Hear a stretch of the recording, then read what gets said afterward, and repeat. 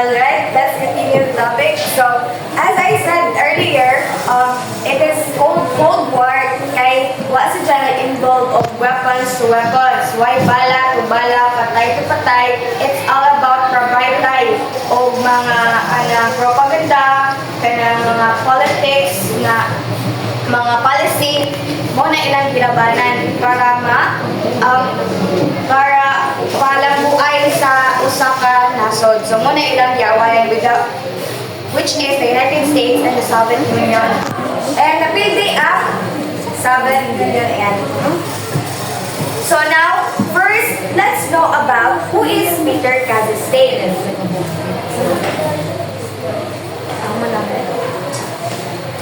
Now, let's think more about the Asia and Europe and the American Imperium. So after the Cold War, regions became more important. So this means that Peter Kazakhstan believes that in the time since the Cold War ended, regions of the world have become more important in how global politics works. Instead of just looking at individual countries or allies, he thinks we need to pay close attention to how groups of countries in specific areas interact with each other. So this statement highlights that Kazakhstan view about importance of regions and different from the two other common perspectives in world politics. This persistence of nation state. Some people believe that the nation state or the individual country remains the most important actor in the global politics, and that is the power and influence have not diminished much. Kazakhstan arguments suggest that regions are becoming more important, potentially at the expense of the individual nation-state relevance importance. The inevitable march of globalization, so others argue that globalization, the increasing interconnectedness of the world, it is a dominant force, blurring national borders and making regions less relevant.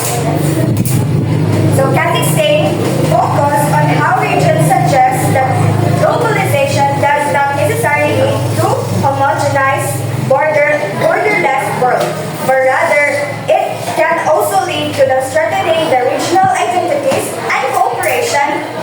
He's saying that globalization and regionalism can coexist and even reinforce each other. And that is why after the Cold War, regions became more important.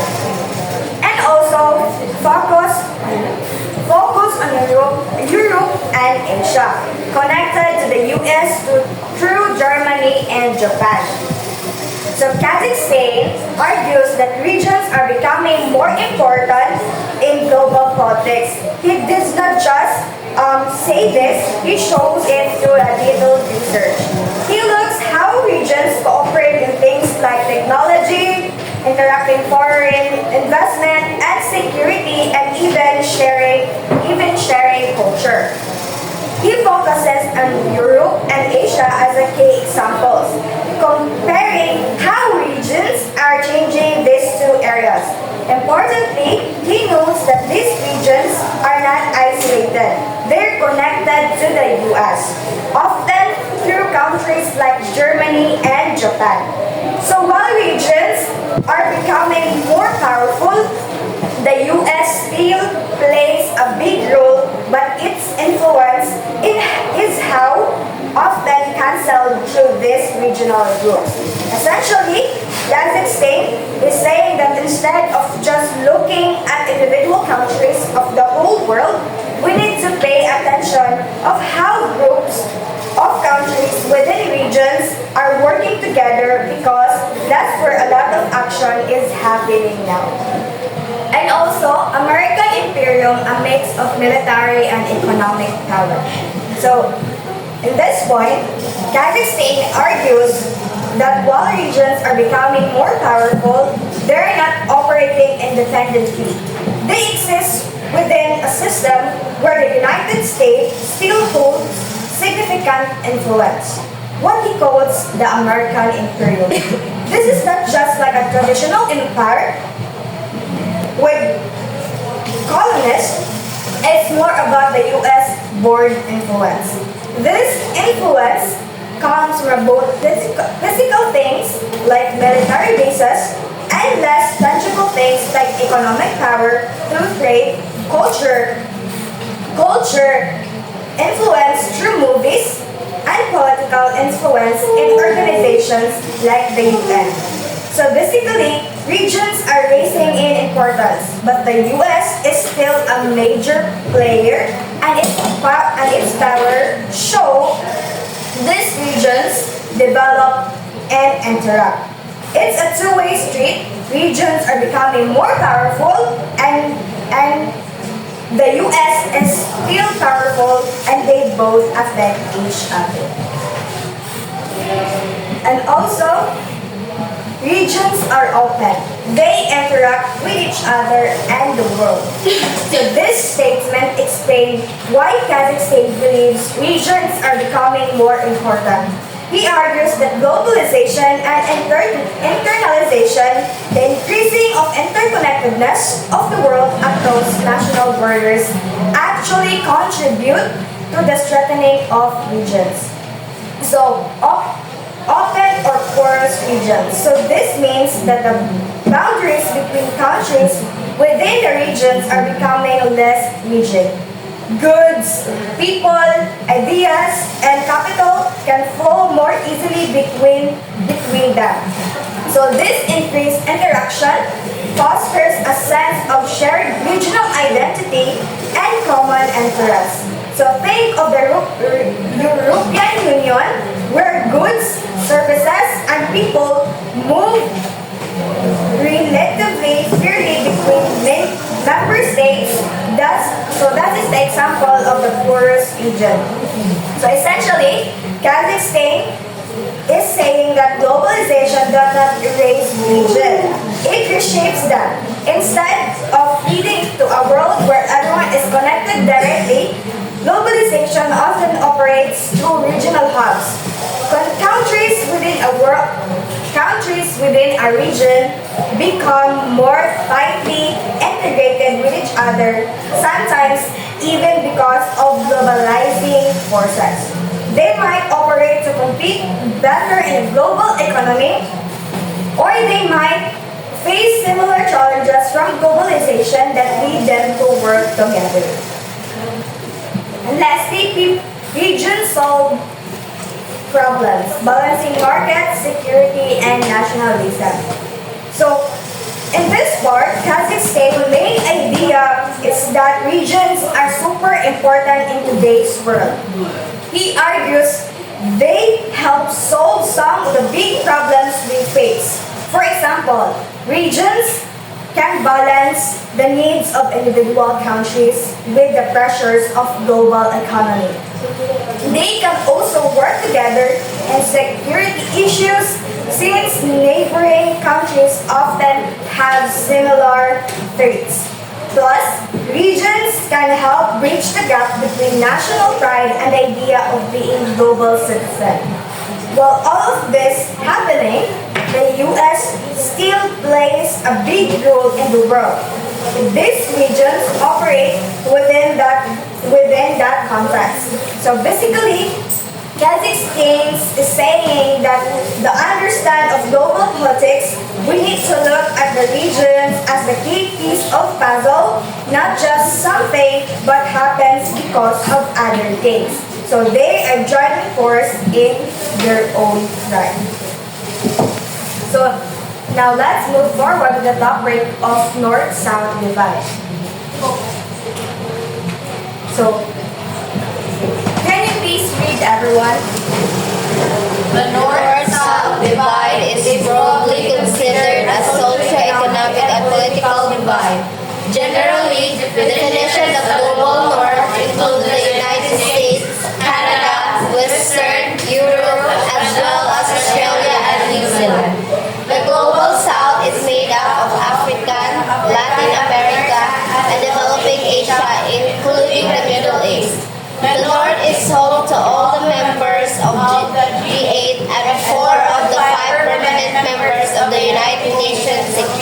concept.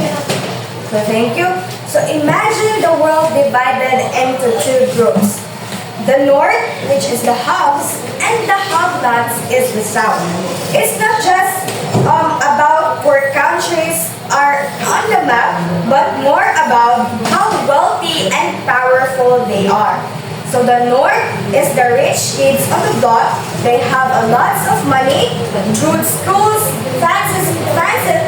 fancy technology, and they are ones making the big decisions. These places like, which one the place?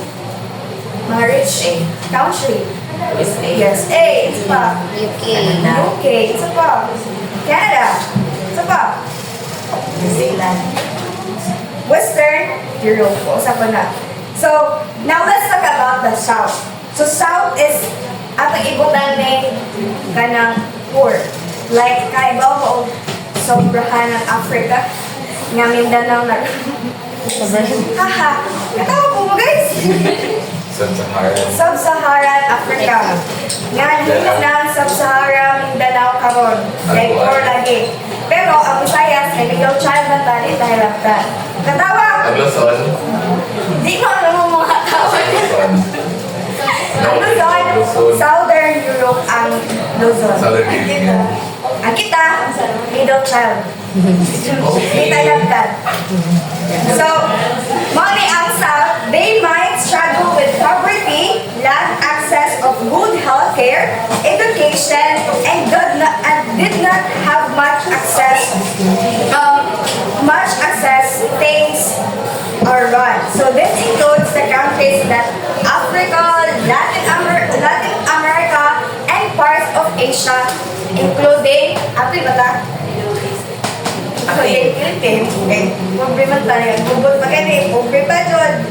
Tapos, asan tayo punta ka na. So, in this part, so, yung taas man, yung kalalas lang i-summarize. So, this passage talks about the North divide, but says it's not just a simple, just rich and poor. It used to be the North, like the US and Europe, was rich and developed, while the South, like many countries in Africa and Latin America, was poorer. This passage adds some nonsense. You might hear terms like first world, second world, and third world. These are related to the North-South divide, especially during the Cold War, but are not used as much anymore. So the difference is not just about money. The North generally has better food security and housing. The South often faces problems like not having the right technology, political problems, and economics. Often they rely too much on selling raw materials. This makes it hard to develop. So the most important point is that the world has changed. The North-South divide is less useful now because many countries in the world have grown a lot economically. It's not a clear cut anymore. And the world is more complicated than this simple division suggests. So while it was a helpful idea in the past, it's becoming outdated. So another one in this part, so this says all about the huge money gap between the North and the South. So basically, the North is rich. So the North is rich. Even though only a quarter of the world's people live in the North, they have 80% of the world's money. They also own most of the factories. So the South struggles the other 3/4 of the world. The South has only 20%. So ngayon around gap, ang North is have 80% while the South is 20% la ilang makuha sa ilang country. So a country is not stuck in the South forever. If they get richer and more developed, they become part of the North. It's not about money, and it's about money and development, not just where they in the map. So it's saying that the North has a lot of more money and power than the South. So this passage gives some hard numbers to show how big the difference is.